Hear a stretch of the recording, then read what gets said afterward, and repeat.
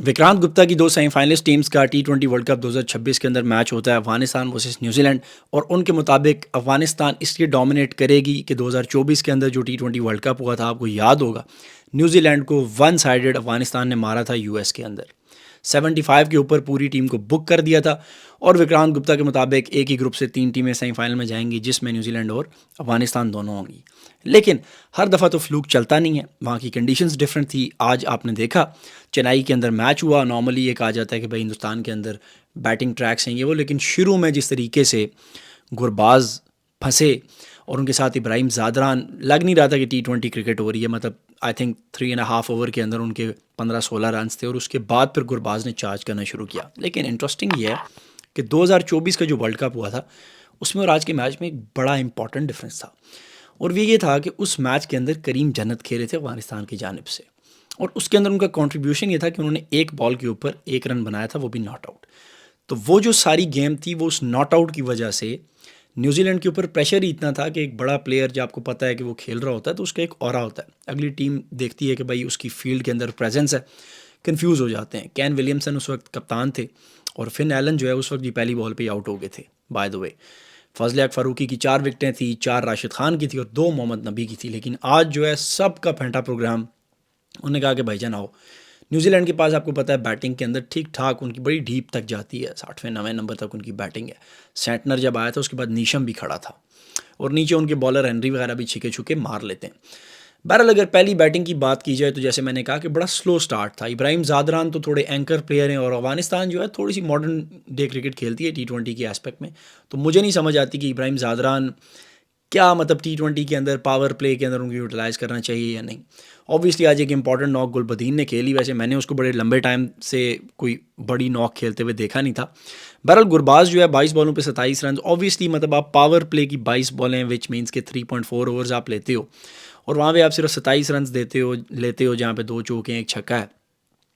तो ये जस्टिफाइड नहीं है सॉर्ट ऑफ, मतलब जिस तरीके के आप बैटर हो, आपसे टीम ज़्यादा डिमांड करती है। वो अलग बात है कि एक प्रेजेंटेबल टोटल सेट हो गया था, लेकिन आपको पता होना चाहिए कि सामने अफगानिस्तान की और न्यूजीलैंड की टीम है और न्यूजीलैंड की टीम के पास जैसे मैंने कहा कि बैटिंग के अंदर बड़े स्किल्स हैं उनके पास। टिम सेफर्ट, फिन एलन ऐसे प्लेयर्स हैं जो बिल्कुल मतलब अकेले मैच को वन साइडेड कर देते हैं। तो एक तो स्लो स्टार्ट था, लेकिन उसके बाद यानी गुलबदीन जब आए और उसके साथ सदीकुल्ला अटल आए, पहली 2 विकेटें फर्गूसन ने, मतलब लोकी फर्गूसन 6 ओवर की पहली बॉल पे उन्होंने विकेट ली। तो वर्ल्ड कप की पहली बॉल पे उन्होंने विकेट ली और पहले ओवर की आखिरी बॉल पे उन्होंने दूसरी विकेट भी चमटा दी। इब्राहिम ज़ादरान को पहले उन्होंने आउट किया और फिर गुरबाज को एज लग के, वो गुरबाज अक्सर आउट होते हैं इस तरह हेड शेट मारने के चक्कर में, कट कुट के चक्कर में। और उसके बाद ये है कि बड़ी इंपॉर्टेंट पार्टनरशिप लगी बिटवीन गुलबदीन और सदीकुल्ला अटल। अटल ये है कि मतलब ऑब्वियसली एग्रेसिव नहीं खेले, लेकिन स्ट्राइक रोटेशन उस लड़के के पास है ठीक ठाक। उसको पता था कि एक एंड से वो मार रहा है तो ही वॉज मतलब जस्ट रिलैक्स और वो ज़्यादा से ज़्यादा चांस दे रहा था। सामने उसने जो 2 चौके मारे बिल्कुल मतलब स्ट्रेट डाउन द ग्राउंड। और गुलबदीन ने जो आज बैटिंग की, जैसे मैंने कहा कि मैं एक्सपेक्ट नहीं कर रहा था, मैंने कहा यार ये तो बड़े लंबे टाइम से मैं इसको देख रहा हूँ, उस तरह का सीन नहीं है, लेकिन बड़ा ज़बरदस्त उसने चार्ज किया और बहुत फेंटा लगाया। प्रॉबली 13वां 14वां ओवर था और नीशम को भी रन्स पड़ गए। पहले 2 ओवर नीशम के मुनासिब थे। उसके अलावा बॉलिंग की अगर बात की जाए तो ओवरऑल ठीक थी न्यूजीलैंड की बॉलिंग। लेकिन वहाँ पे यानी जहाँ पे विकेट आपको लेनी थी, तकरीबन 79 रन्स की उनकी पार्टनरशिप लगी बिटवीन अटल एंड गुलबदीन। और बड़े क्विक रहे, यानी कि कुछ 8 एक ओवर में उन्होंने 79 रन्स जोड़े 7.5 ओवर्स के अंदर। और मिडल ओवर्स के अंदर ऑब्वियसली फील्डर पीछे होते हैं, आपको पता है कि वहाँ थोड़े मामलात इस तरह हैं। न्यूजीलैंड के पास ये था कि एक फुल टाइम स्पिनर था, सेंटनर ऑब्वियसली, फिलिप थे, लेकिन मतलब उस तरह उसको यूटिलाइज़ नहीं किया गया। ठीक ही उसने यूटिलाइज़ किया, बट यही था कि उनको वहाँ पे विकेट उस स्टेज के ऊपर नहीं मिली। एज उज भी लगे, लेकिन गुलबदीन ने मतलब ठीक ठाक छीके मारे। उसने एक वो मिड विकेट पे भी छिका मारा, नीशम को प्रॉब्लम मारा था आई एम श्योर। और वो एक आध ओवर में नीशम को कोई 15-16 रन लग गया। टी20 क्रिकेट में यही होता है कि एक आध ओवर जो है वो पूरे मैच के पैटर्न को सेट कर देता है। और फिर उसके बाद सदीकुल्ला अटल, वो प्रॉब्ली हेनरी ने उसको या डफ़ी ने वो स्लोर वन करके आउट किया था। आई थिंक डफ़ी था, जैकब डफ़ी। और वो स्लोर वन करके पीछे कीपर के पास चला गया। और उसके बाद ये है कि दरवेश रसूली आए, 13 बॉलों पे 20 रन उन्होंने भी किए। छक्का चौका उसने मारा, ज़बरदस्त उसने शॉट खेला, छक्का उसने बड़ा सोहना लगाया। और उसके बाद सारा का सारा जो यानी शो था वो उसके हाथ में था, गुलबदीन भाई के, और उन्होंने वो डोले शोले भी बनाए और 50-50 करके सारे मामलात। बट ज़ाहिर बात है करीम जन्नत अगर टीम में नहीं होंगे तो आप लोग सफ़र तो करेंगे ऑब्वियसली। और वो आउट हो गए तकरीबन 63 रन बना के, बड़े क्विक, यानी 35 बॉलों के ऊपर उसने 4 छक्के मारे, 3 एक उसने चौके लगाए। लेकिन ज़बरदस्त बैटिंग थी। प्रेशर सिचुएशन के अंदर जब एक साइड से विकटें गिर रही हों वहाँ पे आके आप रन्स करते हो तो तगड़ा सिस्टम है। फिर आज़मतुल्लाह उमर जई आए और उनके साथ नबी आ गए और उन्होंने मतलब 2 छक्के मार गया आज़मतुल्लाह उमर जई। और वो ये है सीन के गुलबदीन को जो है रविंद्रा को, क्योंकि नीशम रन्स खा चुके थे तो रविंद्रा को उन्होंने ओवर दिया। It was brave of Mitchell Santner के भाई, उसने उस स्टेज के ऊपर ओवर दिया और पहली गेंद पे उसने छक्का मारा, फिर बॉल ऊपर गया और कैच आउट। और फिर आखिरी बॉल पे फिर अज़मतुल्लाह उमर जई भी उसको छक्का मार गया, क्योंकि नीशम ऑलरेडी रन्स खा चुका था, प्रॉब्ली 17 एक रन उसने खाए थे या 18 एक ओवर के अंदर, तो मेरे ख्याल से उसको वो दोबारा ही लाना चाह रहा था। और इसलिए वो रविंद्रा वाला गेम आया। उससे पहले फ़िलिप को भी 12-13 रन लग गए थे ओवर के अंदर, और रविंद्रा को भी जो है 14-15 रन लग गए। और ज़ाहिर बात उन्होंने फुल टाइम स्पिनर को तो मिस किया, लेकिन न्यूजीलैंड के पास बैटिंग काफ़ी उनके मामलात सेट थे। बॉलिंग की अगर बात की जाए तो लूकी फर्गूसन को 4 ओवर में तकरीबन 40 रन लगे, 2 खिलाड़ी आउट। हेनरी जो हैं उनको 4 ओवर 23 रन और 1 खिलाड़ी आउट। और बाकी मामलात सैंटनर को कोई विकेट नहीं मिली। लेकिन बैटिंग के लिए जब न्यूजीलैंड की टीम आई तो तब असल गेम था, क्योंकि मेरे जहन में यही था कि अगर सीफर्ट और फिन एलन खड़े हो गए ना कुछ ओवर अगर पावर प्ले तक, तो फिर तो ये मैच बिल्कुल वन साइडेड हो जाएगा। लेकिन ये है कि स्ट्राइक उसने दे दिया, यानी पहला ओवर फजले हक फारूकी को लगा, 12 एक रन लग गए। उसके बाद मुजीब आया। मुजीब आपको पता है कि नए बॉल के साथ बड़ा चैंपियन बॉलर है, और हम यही कहते थे सलमान अली आगा जी को कि भाईजान यहाँ पे साइम अयूब को करवा लो।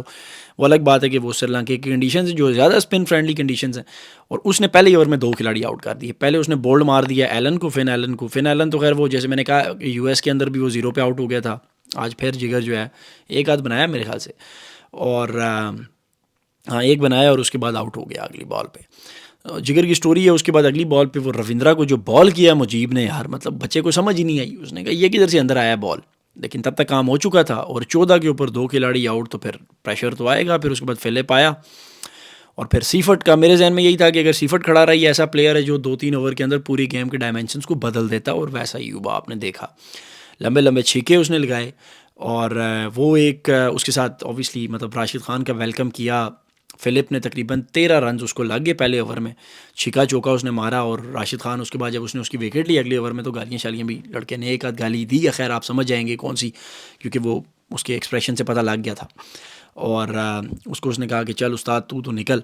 और राशिद खान के नहीं, उनको लगा कि जैसे US में 4 विकेटें ली थी आज भी यही फिल्म होगी, लेकिन नहीं ना, हर दफ़ा थोड़ी होता है। गाली शाली दे के खैर फेंटा प्रोग्राम उनको पहले लगा चुका था। 13 रन राशिद खान को ऑब्वियसली मतलब ठीक ठाक रन हैं उसके बॉलिंग के हिसाब से, और कोई 4 ओवर में प्रॉब्ली 36 एक रन उसने दिए हैं।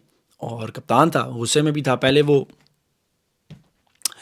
आगे जब पहले ही ओवर के अंदर वो जो शॉट मारा सीफर्ट ने, तो राशिद खान अगर हल्का सा वो ऊंचा होता तो वो कैच हो सकता था। वो राशिद खान जाहिर सी बात है height wise is compare to other, Ibrahim Zadran for example वहाँ पे होता तो वो प्रॉब्ली वो कैच कर सकता था।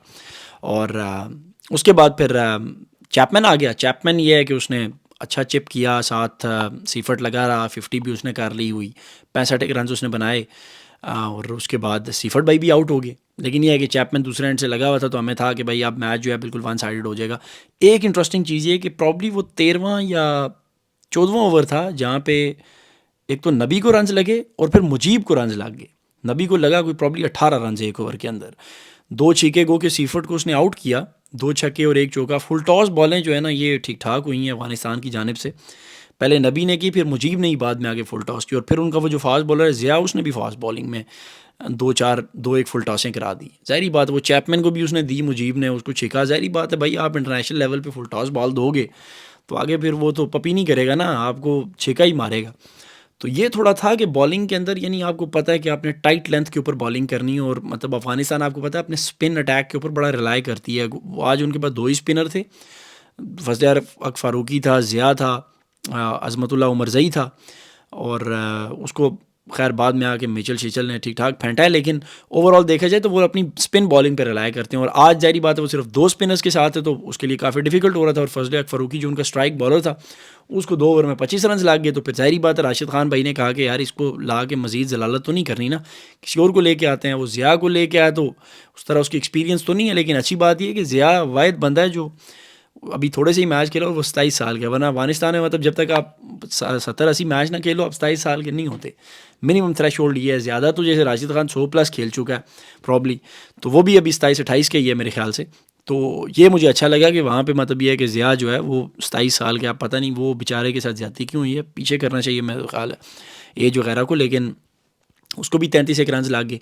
तो इन एक्सपीरियंस मतलब एक्सपीरियंस बॉलिंग थी, लेकिन जैसे ज़िया एक वीक लिंक था जिसको उन्होंने फेंटा दिया। नबी अब ज़ाहिर बात है 41 ईयर्स में वो क्रिकेट खेल रहे, ये भी बड़ी बात है। 18 रन उसको लग गए, तो अगर उनके पास बॉलिंग के अंदर एक आध स्पिनर हो जाता, या फजल फ़ारूकी अपने मोमेंटम में आ जाता, रिजवान बेवले वो 4 ओवर कर लेता, तो मैच के सिनेरियो डिफरेंट हो सकता था। लेकिन वो न्यूजीलैंड के लिए बड़ा इजी था। वो सेंटनर आया नीशम से पहले, सेंटर भी हमारे शदाब भाई की तरफ, उसने कहा मैं कप्तान हूँ तो मैं ऊपर आऊँगा। लेकिन यह है कि उसने प्रूव किया सेंटर, अब आपको पता है पूरा पूरा बैट्समैन बन चुका है अगर देखा जाए वैसे। तो ये स्टोरी हुई और फिर प्रॉब्ली 17.4 ओवर्स के अंदर चेस हो गया। 9 बॉलें फुल टॉस, वो आपने देखा प्रेशर के अंदर जब आप होते हो तो you try to bowl yorkers और वहाँ पे फिर इस तरह की चीज़ें निकल आती हैं। लेकिन ये कि डैरल मिचेल ने नीचे आके, ज़ाहिर बात है आपको पता है बड़े अच्छे टच में है, इंडिया के ख़िलाफ़ भी उसने ठीक ठाक बैटिंग की। और उन्हीं कंडीशंस के अंदर जब वो बैटिंग कर रहा है तो डेफिनेटली फिर गेम तो ऑन होगा। और यूँ विक्रांत गुप्ता की जो 3 टीम्स हैं एक ही ग्रुप से, साउथ अफ्रीका, न्यूजीलैंड, अफगानिस्तान, उनमें से 2 का आज मैच हुआ और अफगानिस्तान का सॉफ्टवेयर अपडेट कर दिया न्यूजीलैंड ने, और वो T20 वर्ल्ड कप 2025 का भी बदला ले लिया तकरीबन 1.5 साल के बाद। अब ये देखिए वक्त बड़ा तेज़ गुजरता है यार, मतलब उस टाइम केन विलियमसन भी था, इनकी टीम में नवीन था, बाकी सारे तकरीबन यही प्लेयर थे। और अगेन द लेजेंडरी करीम जन्नत वाज देयर, एक बॉल के ऊपर एक नॉट आउट, ये थोड़ा सा डिफरेंस था। और मुझे ऐसे लगता है कि अगर वो टीम में होगा तो उसका और ही ऐसा होता है कि वो फिर अगली टीम जीत जाती है। लेकिन ये कि we will try our best कि हम अपने सारे मैचेस को कवर करें वर्ल्ड कप के। डिफ़िकल्ट होगा ऑब्वियसली, सारी चीज़ें साथ साथ चल रही होती हैं, वर्क है, and this is not the full time thing, but कोशिश करेंगे कि ज़्यादा से ज़्यादा कंटेंट आप तक पहुँचाएँ और आप इसको सपोर्ट करते रहें जैसे कि आप करते भी हैं। और अगर यूट्यूब वगैरह पे आप देख रहे हैं तो टली शली बजा दें, सब्सक्राइब वगैरह भी कर दें, तो हम भी थोड़े मशहूर हो जाएंगे, तो फिर यस इज़ अ टू हो जाएगा। और अगली वीडियो तक आप हमारा अपना ख्याल रखें और हमारा इंतज़ार करें। Thank you.